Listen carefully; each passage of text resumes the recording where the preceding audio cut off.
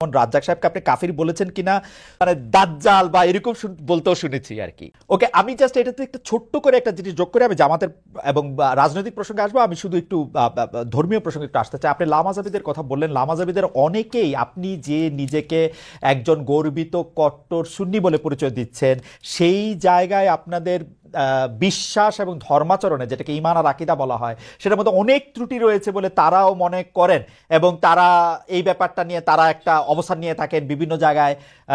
এমনকি মসজিদের ক্ষেত্রে আলাদা করে ঘোষণা দিচ্ছেন যে এটা হচ্ছে ঠিক এইভাবে পড়ার মসজিদ, এইটা এইভাবে নামাজ পড়ার জিনিস। এই ব্যাপারটাকে আপনি কিভাবে ডিল করেন, মানে এটা কি আপনার কাছে কি মনে হয়? দেখুন দেখুন কথা হচ্ছে যে যারা লামাযহাবী, তাদের লামাযহাবীরা পৃথিবীর কোন মুসলিম রাষ্ট্রে স্বীকৃত নয়। যেমন সৌদি আরবিয়া, সৌদি আরবতে আব্দুর রহমান আস-সুদাইস কাবাগরের ইমাম সাহেব বলেছেন লামাযহাবী একটা বাতিল ফেরকা। সেখানে হাম্বলি মাযহাব চর্চা করা হয় এবং সেখানে কোরআন সুন্নাহ মোতাবেক চলার স্বাধীনতা দিয়েছে সৌদি সরকার। এবং রাষ্ট্রীয় অধিক মাসালার ক্ষেত্রে সৌদি সরকার হাম্বলি মাযহাবের মত নিয়েছে এবং ইমাম আবু হানিফার হানাফি মাযহাব থেকে মত নিয়েছে। যেমন শাফি, মালিকি, হাম্বলি তিন মাযহাবে বেনামাজি যদি মুসলিম হয় তাকে মৃত্যুদণ্ড দিতে হবে। কিন্তু ইমাম আজমের মাসালা হচ্ছে যে না, যদি কেউ মুসলিম পরিচয় দেয়, অমুসলিম অমুসলিম নামাজ পড়বে না, এটি স্বাভাবিক। মুসলিম যদি পরিচয় দেয় আর সে নামাজ না পড়ে, তাকে বেত্রাঘাত করা যাবে। এই ক্ষেত্রে সৌদি সরকার হানাফি মাযহাবটা নিয়েছে। লামাযহাবীটাকে, লামাযহাবী হচ্ছে সে কোনো মাযহাব মানে না। মূলত এটা ইংরেজদের এই ফেতনাটা তৈরি করে গেছে ইংরেজরা। পৃথিবীতে 200 বছর আগে লামাযহাবী বলে কোনো মত বা ফেরকা ছিল না, সালাফি নামে কোনো দল ছিল না, আহলে হাদিস নামে কোনো দল ছিল না। আমরা তো আহলে হাদিস। আহলে হাদিস কারা? যারা হাদিসের অনুসরণ করে। হানাফি মাযহাবের চেয়ে বেশি হাদিসের অনুসরণ কোনো মাযহাবী করে না। দ্বিতীয় হচ্ছে, আপনি যদি বলেন তারা বলে আমার ত্রুটি আছে আমার বিশ্বাসে আকীদা, আমি বলবো চোরের মার বড় গলা। আমি তো বাংলাদেশেই আছি, তো তারা, আমি তো তাদেরকে ডক্টর আসাদুল্লাহ গালেব লামাযহাবীদের মধ্যে একজন ভালো স্কলার এবং ভালো আলেম বলে জানি। ওনার ছেলে একদিন আমার সাথে দেখা করেছে ঢাকা এয়ারপোর্টে, বলেছে যে আপনারা নিজেদের মধ্যে গালিগালাজ না করে একটু কি বসা যায় না? আমি তাকে বলেছি তোমার আব্বাকে বলো, উনি জ্ঞানী মানুষ এবং খুব ভদ্র। আসাদুল্লাহ গালেব সাহেব উগ্রপন্থী নন, তিনি খুবই ভদ্রভাবে কথাবার্তা বলেন এবং তিনি জ্ঞান রাখেন। আমি বলেছি তোমার আব্বাকে বলো লামাযহাবীদের স্কলারদের সাথে আমরা বাহাস দরকার নেই, তাতে তো ঝগড়া হয়, আমরা সংলাপে বসতে পারি, দেখি আমরা কোন দলটি কোরআন সুন্নাহ মোতাবেক চলি, এটা আমাদের মধ্যে সংলাপ হতে পারে। এবং আমি আবার আপনাকে বলছি, ইসলামের মৌলিক বিশ্বাসের ক্ষেত্রে আহলে হাদিস লামাযহাবীরাও কিন্তু আমাদের সাথেই আছে। কিন্তু পার্থক্যটা কোথায়? পার্থক্যটা হচ্ছে যেমন মাযহাব মানবো কি মানবো না, কিংবা আমলীগত দিক থেকে কিছু আকীদাগত পার্থক্য আছে। আমলী দিক দিয়ে বেশি পার্থক্য। যেমন হচ্ছে আমরা বলি তারাবি 20 রাকাত, তারা বলে 8 রাকাত। আমরা বলি ওয়েতের 3 রাকাত, তারা বলে 1 রাকাত। কিন্তু কোন লামাযহাবী বলে না ওয়েতের বলে নামাজ নাই, বলে ওয়েতের আছে 1 রাকাত। না, আমি এরকম শুনছি, আমার এরকম শুনছি, আমার যে নামাজ পড়ার জন্য আলাদা মানে এটা সকল দর্শকের জন্য বলছে যে আলাদা দাঁড়ানোর সিস্টেম বা ভঙ্গি বা স্টাইল লামাযহাবীদের, আপনাদের তো আপনাদের বলতে হচ্ছে দেখেন আমরা যারা, আপনি বলেন বাংলাদেশে 3 থেকে 3.5 লক্ষ মসজিদ হানাফি ইমাম, কোন মসজিদ লেখা আছে হানাফি মসজিদ? কিন্তু বাংলাদেশে যে 200-100 লামাযহাবীদের মসজিদ আছে, সেখানে তারা লিখে রাখছে আহলে হাদিস মসজিদ। তা বোঝা যাচ্ছে আহলে হাদিস মসজিদে আহলে হাদিসরাই ঢুকবে। তো বৈষম্য তো তারাই করছে, তারাই কিন্তু প্রমাণ দিচ্ছে তারা একটা ফেরকা, তারা একটা ভিন্ন দল। আমাদের হানাফিদের মসজিদে লেখা নেই হানাফি মসজিদ, ওখানে হানাফিও যাবে লামাযহাবীও যেতে পারবে। আপনি অবাক হবেন, আমাদের আব্বাসী মসজিদের যে মসজিদ, বড় মসজিদ, এখানে প্রত্যেক জুমায় প্রচুর লামাযহাবী আসে এবং তারা জোরে আমিন বলে এবং রফিয়া দান করে, আমাদের পক্ষ থেকে কোনো বাধা নাই। কিন্তু আমি যেহেতু আপনাকে ফলো করি, আমি আপনার বক্তব্যে অনেক সময় শুনছি যে তাদের সম্পর্কে আপনি খুব ভালো কথা বলেন নাই।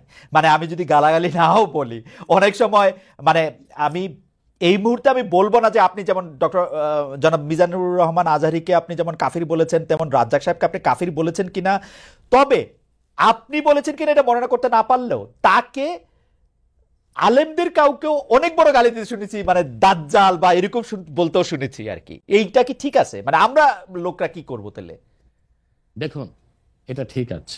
কেন ঠিক আছে? সেটা হচ্ছে তাদের বক্তব্যগুলো এত মারাত্মক এবং বক্তব্যগুলো যখন আল্লাহ তার হাবিব মুহাম্মদ সাল্লাল্লাহু আলাইহি সাল্লামের সম্মানের খেলাফ যায়, তখন কিন্তু আমাদেরকে কঠোর ভাষায় তাদেরকে প্রতিহত করতে হয়। যেমন আপনি যে তরুণ বক্তার কথা বললেন, তরুণ বক্তা, সে লোকটা কি বলেছে? সে আল্লাহর হাবিব নূর নবীজি মুহাম্মদ মুস্তাফা সাল্লাল্লাহু আলাইহি সাল্লামের আরশচুম্বী সম্মানের খেলাফ, আল্লাহ তাআলার সম্মানের খেলাফ বক্তব্য দিয়েছে।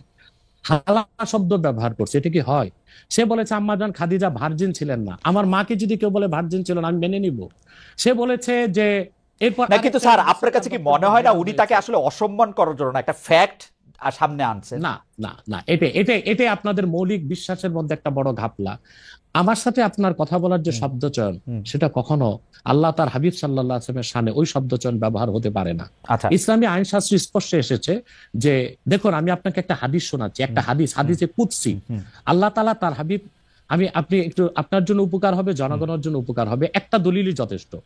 খন্দক যুদ্ধে আল্লাহর হাবিব সাল্লাল্লাহু আলাইহি ওয়াসাল্লামের আসর নামাজ কাজা হয়েছিল, আর উহুদ যুদ্ধে আল্লাহর হাবিব সাল্লাল্লাহু আলাইহি ওয়াসাল্লামের দাঁত শহীদ হয়েছিল। উহুদ যুদ্ধে আল্লাহ হাবিব সাল্লাল্লাহু আলাইহি ওয়াসাল্লামের দাঁত শহীদ হওয়ার পর আল্লাহ হাবিব সাল্লাল্লাহু আলাইহি ওয়াসাল্লাম কাফিরদেরকে বদদোয়া করেন নাই, কিন্তু খন্দক যুদ্ধে নামাজটা ছুটে যাওয়াতে এত কষ্ট পেয়েছেন আল্লাহর হাবিব, তিনি বদদোয়া করেছেন আল্লাহুম্মা ইমলা বুতুনাহুম ওয়া কুবুরহুম নারা, আল্লাহ কাফিরদের কবরগুলো আর সিনাগুলো জাহান্নামের আগুন দিয়ে ভরপুর করে দাও, তাদের কারণে আসর নামাজটা পড়তে পারলাম না। মাগরিবের পর আল্লাহর হাবিব সাল্লাল্লাহু আলাইহি ওয়াসাল্লাম আসর কাজা করে মাগরিব পড়েছেন। আল্লাহ তখন হাদিসে কুদসি নাজিল করেছেন, মুহাম্মদ সাল্লাল্লাহু আলাইহি ওয়াসাল্লাম, আপনি উহুদে আপনার দাঁত শহীদ হয়েছে, আপনি মাফ করে দিয়েছেন, কিন্তু খন্দকে নামাজ চলে গেছে, আমার হকটা মাফ করলেন না।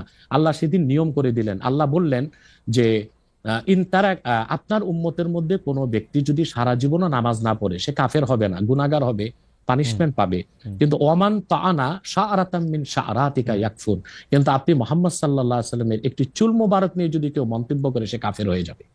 তার মানে হচ্ছে আমার আপনার ক্ষেত্রে যে শব্দচয়ন চলে, সেটা আল্লাহ তার হাবিব সাল্লাল্লাহু আলাইহি ওয়াসাল্লামের আরশচুম্বী শানে চলে না। এখন ইচ্ছাই হোক অনিচ্ছাই হোক ওই রকম শব্দ ব্যবহার যে করবে, ইসলামী আইন শাস্ত্র মতে সে কাফের বলে ঘোষিত হবে। ওকে, আমার সেই কথা হচ্ছে, একইভাবে আপনি মাওলানা রাজ্জাক বিন ইউসুফকেও আপনি বলছেন যে তার কিছু শব্দচয়ন নিয়ে আপনার আপত্তি ছিল, সেটা একইভাবে সেটা বলছেন সে মাওলানা রাজ্জাক বিন ইউসুফ সম্পর্কেও। এবং তিনি দেখেন একটা কথা বলি, আব্দুর রাজ্জাক সাহেবকে গালি দেওয়াতে আপনি যত কষ্ট পেয়েছেন, সে তত কষ্ট পায়নি, কারণ সে তার ভুলটা বুঝতে পেরেছে। আমি যে কোনো গালি শুনলেই কষ্ট পাই, যে কোনো গালি শুনলেই কষ্ট পাই। আপনি তার প্রমাণ হচ্ছে সৌদি এমবিসিতে আমাকে দাওয়াত করেছিল গত বছর, আমি কিন্তু আব্দুর রাজ্জাক সাহেবের ছেলেকে চিনতাম না, কিন্তু দৌড়িয়ে এসে আব্দুর রাজ্জাক সাহেবের ছেলে আমাকে আলিঙ্গন করেছে, আমি বলেছি আমি আব্দুর রাজ্জাক সাহেবের ছেলে।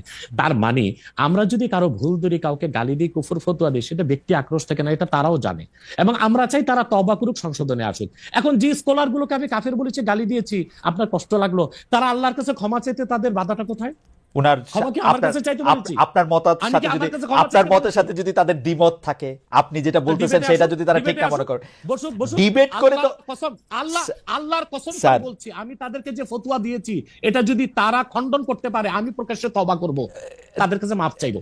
না স্যার, ডিবেট করে কোনো কিছু প্রমাণ করা যায় না, কারণ ডিবেট তো সাবজেক্ট ডিবেট তো subject to Tafsir, subject to interpretation. এখন আপনি যদি না মানেন, সেটা অনলাইন হোক অফলাইন হোক, অফলাইনে বসুক, আচ্ছা অফলাইনে বসুক, কিতাবপত্র নিয়ে, মানে এটা তো আপনার ইন্টারপ্রিটেশন, আপনি তো ডিবেট বাদ দেন, সংলাপে বসুক। আচ্ছা ঠিক আছে, আমি আমার ধারণা তারা এই অনুষ্ঠানটা অনেকেই হয়তো দেখছেন, তাদের কাছে এটা হয়তো পৌঁছাবে, তারা নিশ্চয়ই আপনার কাছে, আমি চাই আপনার মাধ্যমে হোক। আচ্ছা, আপনার উপস্থিতির সংলাপ, না ঠিক আছে, আমার মাধ্যমে হলো ওইটা হবে। আমি যাদেরকে কাফের ফতোয়া দিয়েছি, যেসব স্কলারদেরকে, তারা যদি তা প্রমাণ করতে, আমাকে খণ্ডন করতে না পারে, তারা প্রকাশ্যে তওবা করবে। কিন্তু আর যদি তারা আমার অভিজ্ঞতা শেষ করি, আর যদি তারা প্রমাণ করে দেখায় যে যে স্কলারদেরকে আমি কাফের ফতোয়া দিয়েছি, আমি তা পুরোপুরি ঠিক বলি নাই, আমি তওবা করব, আমি তাদের হাত ধরে মাপ চাইব। স্যার, আমি আমার অভিজ্ঞতাটা বলি। আমি বাংলাদেশে সাংবাদিকতা করি আজকে 27 বছর। এর মধ্যে থেকে আমি বিভিন্ন রাজনৈতিক নেতৃবৃন্দের ইন্টারভিউ করছি, তাদের দুজনের সাথে বসছি, কিন্তু তারা কখনোই কোনো ডিবেটে বা সংলাপে তাদের অবস্থানের কোনো রকম ত্রুটি কখনো তারা দেখতে পায় নাই এখন পর্যন্ত। তো এই জন্য হচ্ছে সংলাপে কোনো কিছু প্রমাণ করা না প্রমাণ করার জন্য আমার থেকেও কাউরে যদি আপনারা এরকম মানেন যে উনি যেই পক্ষে এটা বলবেন, তাহলে বোধহয় এটা সুবিধা হয়, কারণ এটা কোনো একটা রায় বা ভার্ডিক্ট দিতে হবে,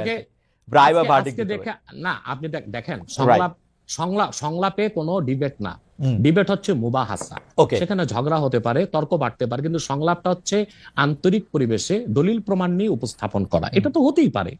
এটা আপনি করতে পারেন, এটা অফলাইনে অনলাইনে অন্যরা করতে পারে, এবং তারা সবাই বাংলাদেশে এখন আছে। যদি ইসলামিক ফাউন্ডেশনে তারা বর্তমান যে খালেদ সাহেব আছে, উনি তো একজন ধার্মিক মানুষ, তার উপস্থিতিতে করেন আরো সুন্দর হয়। কিন্তু আমরা যাদেরকে, যে স্কলারদেরকে কুফর ফতোয়া দিয়েছি, সেক্ষেত্রে আমরা অনর এবং অবিচল। এবং আপনি যে স্কলারের কথা বলেছেন, সে আমাকে কথা বলতে চেয়েছে, আমি তার সাথে কথা বলিনি, এবং সে হয়তোবা আসতেও চেয়েছে, আমি অ্যালাউ করিনি। আমার শর্ত একটাই, যে আমি যে ফতোয়া দিয়েছি তা আমি প্রমাণ দিব, তারা তাদের স্কলার নিয়ে বসুক, যদি প্রমাণ দেয় আমি দিতে পারি, তাহলে ক্ষমা তো আমার কাছে চাইবে না, আল্লাহর কাছে ক্ষমা চাইতে কি ভাই লজ্জা আছে? না, তা নাই। ঠিক আছে, আমরা আমাদের একটা ঘটনা, স্যার এক সেকেন্ড। মরহুম মাওলানা আশরাফ আলী থানভী রহমতুল্লাহ নাম শুনেছেন? জি জি। উনি কিন্তু আমাদের সকল ঘরানার একজন মুরব্বী। তো ওনার একটা চমকপ্রদ ঘটনা, উনি একবার ইউপিতে এসেছিলেন জনপুরে। তো ওখানে আহমদ রাজা খান বেরেলি, ওনার অনুসারীরা বললেন যে আশরাফ আলী থানভী কুফর করছে, সে কাফের। আশরাফ আলী থানভী রহমতুল্লাহ কত বিচক্ষণ ব্যক্তি ছিলেন। তখন আমার দাদা উপস্থিত ছিলেন সেখানে, ওনার বয়স তখন খুব কম। তিনি জনপুর সাহেব মসজিদের মিম্বরে দাঁড়িয়ে বললেন, তোমরা যারা বলতেছো আমি কাফের, তা আমি এখন কলেমা পড়ি। বলে পড়েন। তিনি কালেমা শাহাদাত, কালেমা তাইবা পড়লেন। পড়ার পর বলে, এখনো কি আমি কাফের? বলে না। তিনি তখন ওয়াজ শুরু করলেন। তিনি তার বক্তব্যে তখন আল্লাহর হাবিব নূর নবীজি মুহাম্মদ সাল্লাল্লাহু আলাইহি সাল্লাম এবং আল্লাহ তাআলার এবং ইসলামের সম্মান তুলে ধরলেন। তখন উপস্থিত লোকজন বলল, আমরা বেহুদাই তাকে কাফের মনে করেছি, বিভ্রান্ত হয়েছে আমরা। আসলে কি জানেন, আল্লাহর কাছে ক্ষমা চাইতে, ক্ষমা চাওয়াটা বিনয়ের কাজ। আদম আলাইহিস সালাম অপরাধ করে আল্লাহর কাছে ক্ষমা চেয়ে আদম হয়ে গেছে পৃথিবীর মানুষের জনক। ইবলিস অপরাধ করে এলেমের কর্মী দেখিয়ে ক্ষমা করে নাই, ইবলিস হয়ে গেছে আজাজিল, অভিশপ্ত। আমি 20 সেকেন্ড একটু সময় চাই নিতেছি। Ashish, can we extend the programme for couple of more minutes? Doctor Abbasi, আমাদের সময় শেষে আসছে, আমরা একটু সময়টা একটু আপনার থেকে একটু বেশি চাইতেছি। শুধু একটা ছোট প্রশ্ন, সেইটা নিশ্চয়ই আপনি আপনার সময় কখনো বলবেন, যে আরেকজন ব্যক্তিকে, আপনি এটা ঠিকই বলেছেন জৌনপুরের পীর সাহেবের উদাহরণ দিয়ে, যে আমি যদ্দূর ইসলাম সম্পর্কে বুঝি, কেউ যখন নিজেকে বলে যে মানে কলেমা শাহাদাত এবং কলেমা তয়বা যে যতক্ষণ পর্যন্ত পড়বে বা মনে করবে, ততক্ষণ পর্যন্ত আরেকজন ব্যক্তি কি তাকে কাফের বলতে পারে? আপনি তো ছোট করে একটু বলেন, আমি শুধু হ্যাঁ বা নার মধ্যে থেকেও শুনতে চাই, মানে পারে কিনা। মানে আমি দাবি করলাম আমি মুসলমান, আপনি আমাকে কইতে পারবেন কিনা যে আমি কাফের? এক্ষেত্রে আপনাকে সংক্ষেপে মুসলটা বলে দিচ্ছি। প্রথম হচ্ছে মমিন। মমিন হচ্ছে যে কালেমা শাহাদাতকে মনে বিশ্বাস করে, মুখে স্বীকার করে। এখন সেই মমিনকে আমরা মুসলিম বলবো কখন? হাদিস শরীফে এসেছে, মান সাল্লা সালাতানা ওয়াস্তাকবালা কিবলাতানা ওয়া আকালা যাবিহাতানা ফাযালিকাল মুসলিম। কোন ব্যক্তি ঈমান আনার পর যদি আমাদের সালাতকে আদায় করে, আমাদের কেবলা কাবাকে মানে, আমাদের জবাইকৃত পশুর গোশত খায়, সে লোকটি মুসলিম। কতক্ষণ মুসলিম? হাত্তা লাম ইয়াসদুর মিনহু কুফরুন কাওলান আও ফিলান আও তাকরিরা, যতক্ষণ তার মৌখিক বা হাতে বা কাজে কুফর প্রকাশ না পাবে। যদি কোনো ব্যক্তির দ্বারা কালেমা পড়ার পরও কুফর প্রকাশ পায়, ওই রকম ব্যক্তিকে শরীয়তের ভাষায় বলা হয় কাফের। এবং সে যদি মুসলিম দাবি করে, তাকে বলা হয় জিন্দিক। জিন্দিকের শাস্তি শরীয়তে মৃত্যুদণ্ড। পক্ষান্তরে আমার মনে হয় এত বড় উত্তর আমরা দিতে পারবো না, তাহলে আপনি বলতে চাইতেছেন যে শেষ করি। আর কোন ব্যক্তি যদি মুখে কালেমা পড়ে কিন্তু অন্তরে তার ঈমান নাই, সে কাফের, কিন্তু কুফরটা প্রকাশ করে নাই, তাকে আমরা মুনাফিক বলি। ওকে, কিন্তু আপনি মনের খবর আপনি কেমনে বুঝবেন? সেই জন্যই তো মুনাফিক বলবো, কিন্তু কুফর যখন প্রকাশ পাবে তখন তো বুঝিয়ে নিলাম তার মনে কুফর আছে। আচ্ছা, ঠিক আছে। এবার আমি অন্য প্রসঙ্গে আসি। 5 আগস্টের পর ক্ষমতা বলের অনেক বেশি ঘনিষ্ঠ, অনেক বেশি প্রভাবশালী জামাতে ইসলামী, কিন্তু দলটির 71-এর ভূমিকা নিয়ে আগে যেমন আওয়ামী লীগ সমালোচনা করতো, এখন সেটা অনেকটা সেভাবেই জামাতের সমালোচনা করছেন বিএনপি নেতারা। জামায়াতের 71-এর ভূমিকা নিয়ে আপনি কি বলবেন, একটু যদি সংক্ষেপে বলেন, যে জামায়াতের 71-এর ভূমিকা, পরে এখন বিএনপির অবস্থান এগেইনস্ট জামাতকে তারা মুনাফিক বলতেছে, মুনাফিক শব্দটা দিয়ে মনে পড়লো, এটাকে আপনি কিভাবে দেখবেন? দেখুন, প্রথম কথা হচ্ছে 71 সালে আমার জন্মই হয়নি, অতএব আমি প্রত্যক্ষভাবে কিছু দেখিনি। কিন্তু আপনার জন্ম তো ধরেন 3000 বছর আগেকার খবর। আমি ওই দিন একটা আপনার স্ট্যাটাসে কথা শুনতেছিলাম যে সেই খবর তো আপনার আছে। বলছি। এখন আমি সব ইতিহাস পর্যালোচনা করে দেখলাম যে মূলত 71 সালে শুধু স্বাধীনতার বিপক্ষে জামাত অবস্থান নেয়নি, মুসলিম লীগও তো অবস্থান নিয়েছিল। আচ্ছা, এখন বিএনপির জন্ম কিভাবে এটা বলেন। শহীদ প্রেসিডেন্ট জিয়া রহমান সাহেব একজন ব্যক্তি ছিলেন। এত জনপ্রিয় দলটা গঠন কিভাবে করলেন? তিনি বহুদলীয় গণতন্ত্র প্রতিষ্ঠা করলেন। ওই প্ল্যাটফর্মে কারা জায়গা নিয়েছে? মুসলিম লীগের সব লোকগুলো এসে জায়গা নিয়েছে, যারা শেখ মুজিবের বিরুদ্ধে ছিল, আওয়ামী বাকশালের বিরুদ্ধে ছিল। এবং এখন বিএনপিতে যে লোকগুলোকে আপনারা দেখতেছেন, এরা অধিকাংশই কিন্তু ডানপন্থী, রাইটিস্ট এবং ইসলামিস্ট অনেক লোক আছে। পাশাপাশি ফখরুল সহ আরো কিছু লোক আছে, তারা কিন্তু বাম ছিল। ফখরুলের কিন্তু রাজনৈতিক নেতা হচ্ছে রাশেদ খান মেনন। আমি মনে হয় রাশেদ খান মেননে আমার ভুল না হলে জেলে আছে। তো তারা কিন্তু তারা এইরকম বিএনপিতে প্রচুর বামের ডান এসেছে, অর্থাৎ তারা বামের ডান হয়েছে এখন বিএনপিতে এসে। তো প্রচুর পরিমাণ মুসলিম লীগের লোক তো বিএনপি আছে, তারা তো স্বাধীনতার যুদ্ধের বিরোধিতা করেছিল মুসলিম লীগ থাকা অবস্থায়। তো শুধুমাত্র স্বাধীনতার যুদ্ধের বিরোধিতার জন্য জামাতকেই ধোলাই করবেন, তাদেরকে কি ধোলাই করা উচিত না? এখন প্রশ্ন হচ্ছে কেন 71 সালে জামাত, আমি এক কথায় উত্তর দিব যে 71 সালে বাংলাদেশের স্বাধীনতার বিপক্ষে অবস্থান নেওয়াটা জামাতের রাজনৈতিক ভুল সিদ্ধান্ত ছিল। যেহেতু এটা স্পষ্ট ছিল যে বাংলাদেশ থেকে প্রায় 1900 কিলোমিটার দূরে পাকিস্তান, তো মাঝখানে সাগর এবং ভারত, সেখানে দুই জায়গায় দুইটা দেশ থাকতে পারে না। আমি বরং মনে করতাম তখন জামাতের এটাই সিদ্ধান্ত নেওয়া উচিত ছিল যে স্বাধীনতার পক্ষ নিয়ে নেওয়া, কিন্তু তারা নেয় নাই কেন? সেটা একটা জবাব তারা এটা দিয়ে থাকে যে তারা বুঝতে পেরেছিল বাংলাদেশ স্বাধীন হলে ভারত এখানে করবে, আধিপত্য বিস্তার করবে, এবং সেটা আমরা পরে দেখেছি ভারত কিন্তু আধিপত্য বিস্তার করেছে। এবং শেখ মুজিবুর রহমানের মতো একজন নেতাও কিন্তু ভারতের আধিপত্য থেকে বাংলাদেশকে মুক্ত করতে পারে নাই। জিয়া কেন এত, জিয়া রহমান, আমরা যে এত ভারতের আধিপত্যের কথা, জিয়া রহমান একটু খালেদ ভাই একটু, জিয়া রহমানের জনপ্রিয়তার মূল কি? জিয়া রহমানের জনপ্রিয়তার মূলে ছিল দুইটা বিষয়।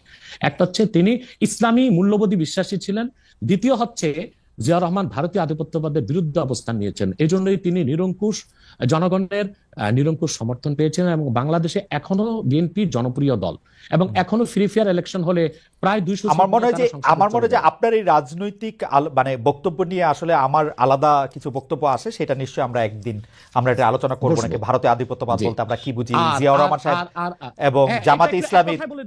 এক কথায় বলে দিচ্ছি, দেখুন ভারত 71 সালে আমাদের যে পক্ষ নিয়েছিল স্বাধীনতার যুদ্ধে, সেটা কেন নিয়েছিল? বাংলাদেশের স্বার্থে না।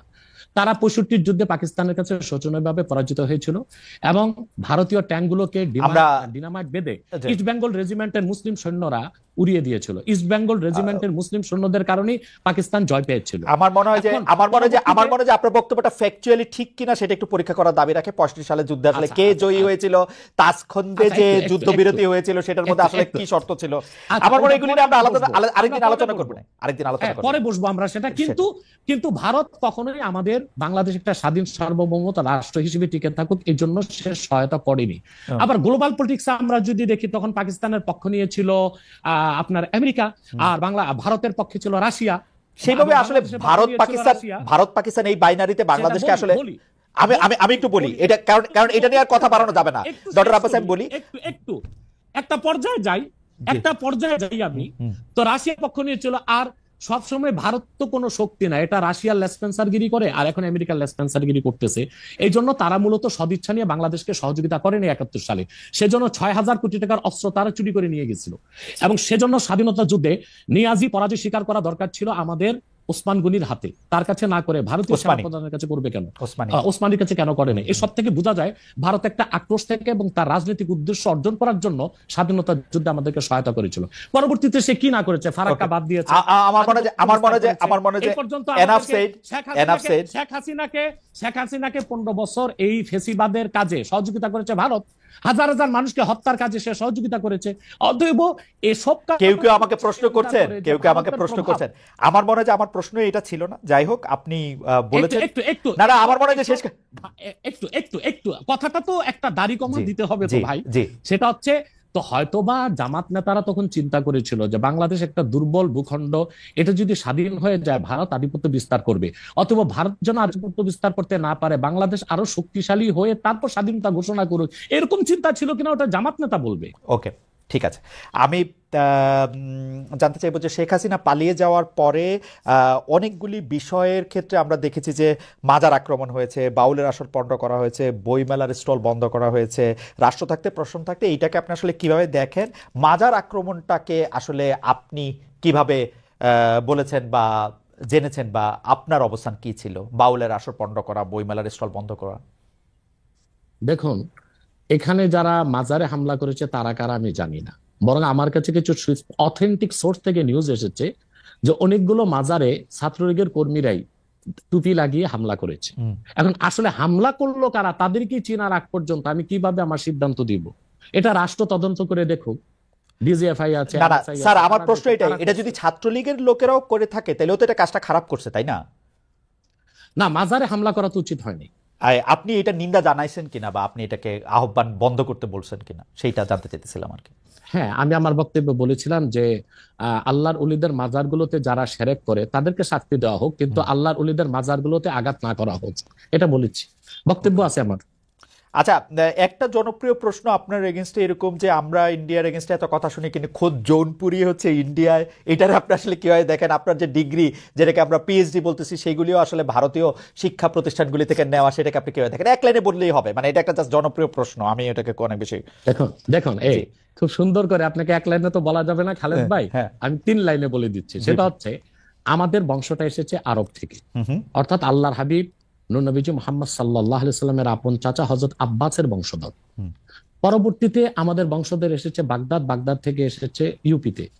আর আমার পরদাদার যিনি পিতা ছিলেন, পরদাদার পিতা, তিনি ছিলেন কারামত আলী জৌনপুর রহমতুল্লাহ জামাতা, অর্থাৎ মেয়ের দিক দিয়ে আবার আমরা কারামত আলী জৌনপুর রহমতুল্লাহর সাথে রক্ত সম্পর্কে সম্পর্কিত।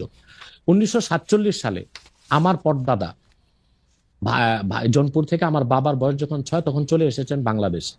এখন আমার পরদাদা চিন্তা করলেন যে ভারতটা চলে গেছে হিন্দু শাসনে, এখানে আমরা স্বাধীনভাবে চলতে পারবো না, সেজন্য তিনি তো ইন্ডিয়া ত্যাগ করে বাংলাদেশেই চলে এসেছে। সেজন্য আমার বাবা 6 মাস বয়সে বাংলাদেশে এসেছে, আর আমাদের 5 ভাই 3 বোনের জন্ম বাংলাদেশে। অতএব এই জন্য ভারতের বিরুদ্ধে আমি বলতে পারবো না, সেটা কোনো কথা নেই। কিন্তু আমার প্রশ্ন হচ্ছে যে শেখ মুজিবের মায়ের বাড়ি কোথায়? না না, সেগুলি তো ভারতে। সেটা তো আরেকজনের প্রসঙ্গ, তো আরেকজনের প্রসঙ্গ। বলি না জি, জি। একটু বলি না, জি, জি, জি। এটা তো বলতে হবে তো। জি। তারপর হোসেন সৈয়দ সরওয়ার্দীর বাড়ি কই ছিল? তার বাবার বাড়ি ছিল কলকাতা। আব্দুল হামিদ খান ভাসানী, তার বাড়ি ছিল আসামের ভাসানটেক। এরা সবাই কিন্তু পূর্বপুরুষ ভারতে ছিল। অতএব জোনপুরে হওয়ার কারণে আমি ভারতের বিরুদ্ধে করতে পারবো না, এটা হয় না। বরং আমি যে অন্যরা বাংলাদেশের হয়ে রয়ের দালালি করে আর আমি রয়ের বিরোধিতা করি, এটাই তো আমার কৃতিত্ব। না, ফ্যান্টাস্টিক। আমরা তাবলিগ জামাতটাকে আমরা রাজনৈতিক প্ল্যাটফর্ম মুক্ত দেখেছি দীর্ঘদিন, কিন্তু এখন যে এটা একটা সাতপন্থী জুবাইরপন্থী একটা ব্যাপার এবং একজন আরেকজনকে এবার হত্যার পর্যন্ত ঘটনা ঘটেছে, এটা নিয়ে আসলে আপনার একটা আমি মন্তব্য শুনতে চাই, এটাকে আপনি আসলে কিভাবে দেখেন এবং এই বিভাজনে কারা ফু দিচ্ছে? আপনি যেহেতু সরাসরি কথা বলেন, আপনি এইটাও একটু বলে দিবেন কিনা যে এই বিভাজনটার মধ্যে আসলে কারা লাভবান হচ্ছে, কারা ফু দিচ্ছে, কারা এটা করতে চাচ্ছে? দেখুন, আমার কাছে যারা জোবাইরপন্থী তারা এসেছেন এবং কেন্দ্রীয় পর্যায়ে আমি তাদেরকে পরামর্শ দিয়েছি। কিছুদিন পর আমার কাছে এসেছিল সাতপন্থীগণ, কাকরাইলের শীর্ষ আমির যারা, তারা এসেছিলেন এবং তারা এসে আমাকে তাদের ইস্তেমায় যাওয়ার দাওয়াত করেছিলেন, কিন্তু আমি বলেছিলাম আমি যেতে পারবো না। আমি তাদেরকে প্রস্তাব করেছিলাম যে আপনারা সাদ সাহেবকে নিয়ে এত মাতামাতি কেন? সাদ সাহেব যদি ভুল করেই থাকে তো সে তো তওবা করলে পারে। তখন তারা আমাকে বললেন যে সাদ সাহেব দারুল উলুম দেওবন্দে গিয়েছেন এবং তিনি সেখানে তার বক্তব্য স্পষ্ট করেছেন। আমি বলেছি তাহলে আমি আমার প্রতিনিধি দেওবন্দে পাঠাবো এবং আমি জানবো সাদ সাহেব তওবা করেছেন কিনা। এবং ঘটনাচক্রে গত পরশু আমি যখন রংপুর যাচ্ছিলাম, এয়ারক্রাফট থেকে, গাড়ি থেকে নেমে এয়ারক্রাফটে ওঠার সময় আমাকে এক যুবক আলেম এসে আলিঙ্গন করে বললো আমার নাম উসামা। আমি বলছি কে? বলে কাকরাইলের ওয়াসিফ সাহেবের ছেলে, সে একজন মুফতি এবং দারুল উলুম করাচিতে পড়াশোনা করেছে। তো দেখা যাচ্ছে যে তাবলিগের দুই দলেই আলেম আছে, কিন্তু অধিক সংখ্যক আলেম ও মূল ঘরানার যারা ইসলামী আন্দোলনের নেতৃত্ব দিচ্ছেন তারা কিন্তু জোবাইরপন্থীদের সাথে, এবং তারাই হক। কারণ সার সাহেব যে ভুলগুলো করেছে মারাত্মক ভুল এবং সেগুলোর জন্য তাকে প্রকাশ্যে তওবা করতে হবে। কিন্তু বাংলাদেশে এই যে সহিংসতা সৃষ্টি করছে, এর জন্য আমি নাম বলতে পারবো না, তবে দেশীয় একটা ইন্টেলিজেন্ট ব্রাঞ্চ এবং বাইরের একটা ইন্টেলিজেন্ট ব্রাঞ্চ এখানে ফু দিচ্ছে। আমার শেষ প্রশ্ন, আমি কিন্তু দেখেছি যে ইসলামী বক্তাদের কেউ কেউ মানে কখনো কখনো বাতাস বুঝে পাল তুলে দেন, যেমন ডক্টর ইউনূস এর ব্যাপারে যে উনি আগে সুদ খান, এখন সুদ খান কিনা, দেশের রাজনৈতিক সিস্টেম এই সেই সম্পর্কে নানা ধরনের কথা বলেন। আমার শেষ প্রশ্ন, যখন কেউ ইসলামিক কোনো দলকে বা ইসলামিক কোনো সংস্থাকে বা ধরেন কোনো আলেমদের কোনো টাকা দেয়, আপনি এই ফতোয়া দিবেন কিনা যে তার টাকার উৎসটা পরিষ্কার জায়গা থেকে এসছে না অপরিষ্কার জায়গা থেকে এসছে সেটা পরীক্ষা করে দেখা? দেখুন, প্রথম হচ্ছে যে কোনো স্কলার যে টাকা দিচ্ছে, যার কাছ থেকে টাকা নিচ্ছে, টাকাটা কন্ট্যাক্ট করে নেবে না, পেশাদার বক্তারা কন্ট্যাক্ট করে নেয়, আর যারা দায়ী আল্লাহ তারা কোনো সময় কন্ট্যাক্ট করে নেয় না। 2, যদি সে এতটুকু নিশ্চিত হয় যে মাহফিল কমিটি মুসলিম এবং তারা হালাল টাকা থেকেই দিয়েছে, তখন তার জন্য টাকাটা নেওয়া জায়েজ হবে। আর মনে রাখবেন, একজন হক্কানি আল্লাহওয়ালা বুজুর্গ আলেম হচ্ছে নদীর মতো। খরস্রোতা নদীতে যদি আপনি মরা পশু ফেলে দেন, নদীর পানি নাপাক হবে না, নাপাকটাই দূরে সরে যাবে। একজন দায়ীল আল্লাহ যদি পূর্ণ সতর্ক থাকেন এবং সততার সাথে দিনের দাওয়াত দেন, তারপর যদি কমিটি স্বেচ্ছায় না চাইতে তাকে সম্মান হিসেবে কিছু হাদিয়া দেন, সেটার জন্য যদি কোনো সুদের টাকা আসে, ঘুষের টাকা আসে, সেটা থেকে আলেম মুক্তি থাকবে। আমরা আনফরচুনেটলি আপনার শেষ কথাটা আসলে ভালো শুনতে পাইনি, আপনি কি লাইনটা আবার বলবেন? জি, আবার বলছি জি। যে একজন বক্তা যখন কন্টাক্ট করে টাকা নেয়, যেমন দেশে কিছু বক্তা আছে যে আমি প্রোগ্রামে আসবো, আমাকে 1 লক্ষ টাকা দিতে হবে, এইভাবে টাকা নেওয়াটা শরীয়সম্মতভাবে ফাতোয়ায় ঠিক হলেও তাকওয়ার খেলাফ। সেজন্য যারা কন্টাক্ট করে টাকা নেয় না তারাই দায়ী ইলাল্লাহ, পেশাদার বক্তা নয়। আমার মতো বহুত আছে বাংলাদেশে মুহাক্কিক আলেম যারা কখনো কন্টাক্ট করে টাকা নেয় না। দ্বিতীয় হচ্ছে, কন্টাক্ট করে টাকা নেওয়াটা হারাম নয়, ফাতোয়ায় জায়েজ, কিন্তু তাকওয়ার খেলাফ, উত্তম না, অনুত্তম কাজ। যেমন একজন ইমাম সাহেব মসজিদে নামাজ পড়িয়ে টাকা নিচ্ছে, মাদ্রাসায় একজন শিক্ষক পড়াশোনা করে টাকা নিচ্ছে, একজন ওয়াজ করে টাকা নিচ্ছে, সে পেশাদার বক্তা, এটা হারাম নয় কিন্তু তাকওয়ার খেলাফ। এখন টাকাটা কোন উৎস থেকে আসলো এটা দেখতে যাওয়ার দরকারটা কি? কোন ইমাম সাহেব যে ইমামতিতে যে বেতন নেয়, কমিটির সবাইকে হালাল টাকা তাকে দিচ্ছে না তো, অথবা সেটার দায় যিনি দিচ্ছেন তার। একজন দায়ীল আল্লাহ হক্কানি আলেম হচ্ছে খরস্রোতা নদীর মতো। নদীতে যেমন আবর্জনা ফেলে নদী নাপাক হয় না, আবর্জনাই সরে যায়। একজন আল্লাহওয়ালা বুজুর্গ ব্যক্তির কাছে অনিচ্ছায় যদি কোনো সুদের টাকা ঘুষের টাকা আসে, নাপাকটা সরে যাবে, আল্লাহ তাকে হালালের উপরে রাখবে। এটা অনেক মানুষকে অনেক দুষ্কর্ম করতে উৎসাহ দিবে কিনা এটা কেউ প্রশ্ন করতে পারেন, কিন্তু আমাদের আজকের আলোচনা আমরা আর বাড়াবো না। আমি শুধু একটা ব্যাপারে আপনার একটু ফতোয়া চাই। আমাদের একজন দর্শক আপনার কাছে জানতে চাইছেন যে হুজুরকে জিজ্ঞাসা করবেন সহিহ বুখারী 7776 নম্বর হাদিস অনুযায়ী তাবলিগি জামাত কাফের হয়ে যায় কিনা। আমাদের একদম সময় না, আপনি যদি একটা খালি জায়গা থেকে একটু বলেন। হ্যাঁ, আমি বুঝতে পেরেছি সে কোন হাদিসের কথা বলেছে। ওই হাদিসটা হচ্ছে, ওই হাদিসে বলা হচ্ছে খারিজিদের কথা। খারিজি একটা বাতিল ফেরকা। খারিজিদের উৎপত্তি হয়েছিল হযরত আলী রাদিয়াল্লাহু তাআলা জামানায়। কিন্তু তাবলীগের ক্ষেত্রে এটা সমস্যা নাই। তারা তো খারিজি না, তা তো দেওবন্দ থেকে। হ্যাঁ, তাদের আকীদায় ও কাজকর্মে কিছু ত্রুটি আছে, সেটা আমরা ধরছি, কিন্তু হাদিস শরীফে যেটা বলা হয়েছে ওটা খারিজিদের কথা। তাদের উৎপত্তি হযরত আলীর যুগে এবং এটা ইরাকের হারুনা নামক এলাকায়। তাদেরকে হযরত আলী রাদিয়াল্লাহু আনহু 3 বার বুঝাবার জন্য আব্দুল্লাহ ইবনে আব্বাস রাদিয়াল্লাহু তাআলা আনহুমাকে পাঠিয়েছিলেন।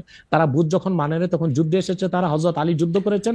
8000 খারিজির মধ্যে 4000কেই 12,000 খারিজির মধ্যে 8000 নিহত হয়েছে, 4000 বেঁচে গেছিল। সেটা খারিজি ফেরকার কথা। আপনি পরিষ্কার করেছেন এটা ডক্টর